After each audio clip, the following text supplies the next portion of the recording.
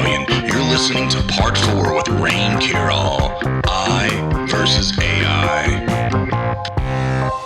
So, do you feel like you touched on being able to, live forever, right? Do you think that there will be an analog version of that and a digitized version? I don't want that if that's the case. Well, that wasn't what I asked. I want to know if yes, if there's going to be an analog version of living forever and a digitized version of living forever. I think the world's going to get more synthetic than it already is. Well, yeah. The world will become a synthesis in its own. At some point, they're going to let us know that we're AI, and you think that route? Because at some point, technology will catch up to itself. It's going to be a long time in the future. We will probably be dead by that point, but at that point, technology can only catch up to itself. I think you're going to see it in the next 15 years. Because cyborg people are running around already. The singularity is real. That is a real thing. Raine Curole. Have you had any consideration about what you do being replaced by AI? I think that's impossible. What if they harvested your emotional state and characteristics through Neuralink? I don't think it's possible. Like, I kind of think like fingerprints. You know, you can reproduce them, but every fingerprint it's a unique fingerprint. You know, I think people that, if you refine yourself as an individual, I don't think that a computer could replace you. I think if you do your best to if you do your best to reach, I guess, some form of self-actualization in like a real sense, I don't think it could be replaced. But that's just that's a philosophical. But you wouldn't know anyway. But I wouldn't know anyway. Because nobody else would know. They would just see a version of you that they want them to see. But as far as whether it could do what I guess more the thing is replacing me physically and replacing me existentially, or like in your art form, in what I am and what I bring as an individual. Like I don't think that's... Yeah, but what I'm saying is, are we going to get to a point in society where nobody gives a shit about that? Where it becomes more alien to be real like we are, giving of ourselves, because the everybody's in front of a screen, and people are more addicted to a screen than they are, and personalities than they are their own families. And that's a reality we live in now, for sure. And it's only going to get worse. That's not going to reverse itself. It won't. And digestible little forms of you is all a computer would need to replicate a very surface part of you, right? And I agree with you in a sense that you can't be replaced as a human, but living on forever in a digitized space, you having an uploaded consciousness versus an analog version of living forever would be like your fountain of youth scenario.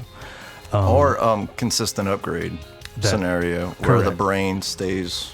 Actual the nervous system's still there, but the parts are changed. Actual hardware swapping and upgrades. That is cyborg level. Which I think might be the option where we're going to get, possibly, where you're growing the parts and reintegrating, because they're already growing ears on mice. I'm sure they can grow. I'm sure they could grow quad. And that's bicep. What we know, right? Yeah, it's like I really think it could get to that point as well, where just parts swapped out, new skin grown. I don't know. Like, I don't know. I could put on my summer skin. Yeah, exactly, right. Or what if it's even the kind of thing where you're just the spine and a brain, and you get put into these other bodysuits. You get mods. You could be in another bodysuit. You've got a climbing one that could climb a mountain. It's more longer limbed, a little bit slender. I'm hanging out today, so I'm gonna put my dad bod on and just lounge around. The beer drinking bod. I'm gonna go to the buffet with my fat bod, because that's what everybody expects. Yep. I'm gonna dip pickles in the chocolate fountain. That's right. And makes me fit in with the rest of the family. You'll have a new version of Doug where he has all the same bodysuits in his closet because that's his type of personality, and people will relate to that because we're, pretty far out there. I don't have to waste my time deciding. No, I am. But how are they going to pick who they're going to do that with? Because certain people you wouldn't want to do that with. Well, no. There's a lot of idiots in this world. They walking among us now. So that's already a thing. Katina Labat from Lockport, who died because she drank some bleach because she was a fucking idiot. Nobody wanted to cyborg that shit. Oh, no. So that's what I'm saying. How do they pick? Worthy subject. What's going to be the criteria to become a cyborg? Some of the oldest myths are vampire myths. What if vampires were really just, cyborg people back in the day, just, needing blood to sustain their, bioform? Mm-hmm. Who knows? There's a synthetic vampire story that hasn't been told yet, and I believe the catalyst for it was just now the king's blood and maiden's breast milk fusion, right? It may happen. Oh, that's gonna be good. And it's the Mars epic. It's the Mars King epic. Yeah, I like that. Mars Karens and the breast milk kid, the Oedipus. Yeah, it's gonna be like that. Medusa's blood and scorpions, emerge from it, kind of scenario. This is off topic, but speaking of Scorpion, the new Mortal Kombat's about to come out. I love Mortal Kombat. Have y'all seen the trailer to that shit? Oh yeah, that's ridiculous, huh? And I'm a fact fan. That they're taking it seriously is funny. Same. Yeah. I'm glad. I like the old Mortal Kombats. I have them on DVD. Yeah. Annihilation is. I dig it. So good. The bestiality. Yeah. Is my favorite. Of all the bestiality I've ever seen in my life, this one's top notch. Is the first trailer where he literally freezes a blood dagger. Oh yeah, it's the coolest shit ever. Yeah, I love that. I love masochistic kind of like the weapon use. over the top. Just that's what Mortal Kombat is. And that's what it is. You gotta give me. I can't wait. It's gonna like make an ice 10 more clone. days. I hope. 10 more days and it'll be out on HBO Max. Nice. Oh really? That's fun. Yeah, that's cool. I mean, I get it, like not having the theater thing, but I've got a decent TV. Yeah. I feel pretty Well, good you don't have to about go to theater. That's the whole thing. So now the stuff at AMC's on HBO and Amazon or whatever it is. I don't even know. it made me watch movies again. Yeah. I will watch new I'm releases telling you, again. Godzilla vs. Kong. It's so good. I watched it twice already. HBO also has some David Cronenberg flicks that I caught up on recently. No shit. Watched The Brood and Scanners. I'd seen Scanners before, but never seen The Brood. Good stuff. Highly recommend it. Nice. I started watching Snowpiercer, the series. What is that? I've only seen part of the movie. Yeah, the movie was good. The series is ridiculous. It's check this out. So the government decides at one point, because the sun is going supernova and it's about to blow the fuck up, and global warming is so real, that they shoot these ice rockets out into our atmosphere and they blow up, which freezes the planet and puts us into an ice age for so many. Oh, they did like a nuclear winter kind of thing? Yeah. Where they put like particles in the air. So there's a train that has, I forget how many, like 1,001 cars on it that circles the earth and never stops. It's called the Snowpiercer. So as it's constantly snowing, this thing keeps momentum and can bust through all this ice and shit, right? And because of the rotation of the earth, there's certain places that the track is worse than others. So the front of the train, which is the engine, is where Mr. Wilford, who is the owner and conductor of the train, lives and works, and there's all these different cars. And the further back you get to the end is where they call them the tailies. And these are people that kind of just rallied and busted on the train because they only sold so many tickets to save humanity. So there's a whole car where they have hydroponic foods, and they have a whole car to where they have fish and game, and they have this whole car that is a night car where they have hookers and drugs. They had enough drugs that they stored up on this train to last them however many 20, 30 years until the Ice Age ended. And this is how they were going to reproduce humanity.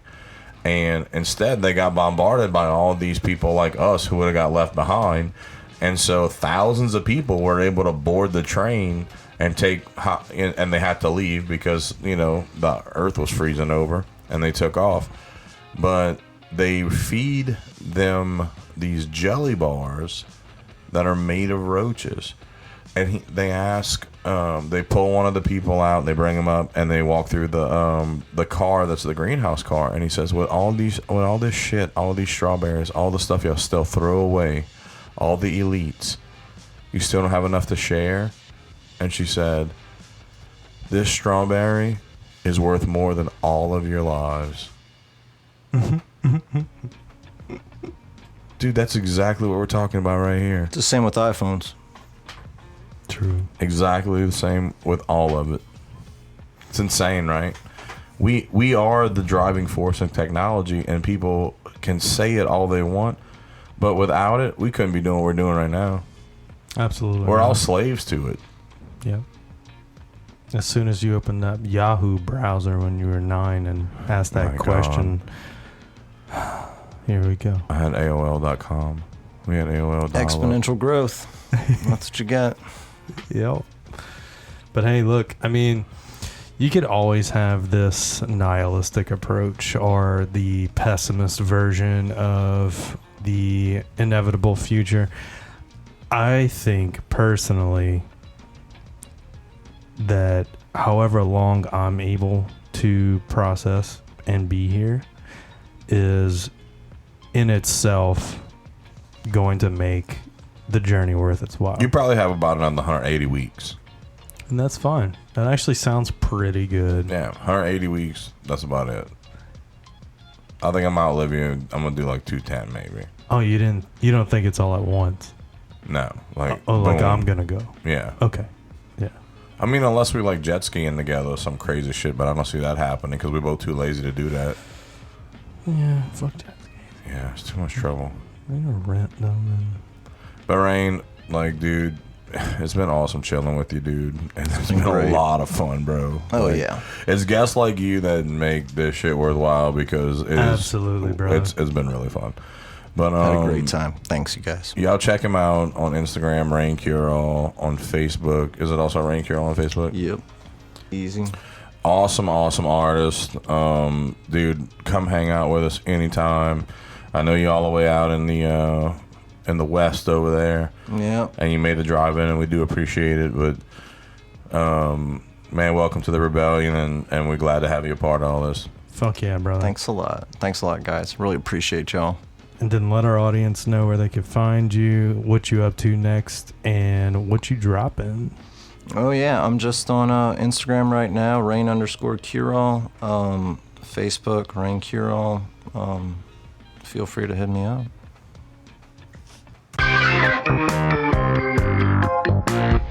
Thank you for listening to the Dank Rebellion. Tune in Wednesday when we hang out with our homie T Money. And don't forget to check us out on DSR Talks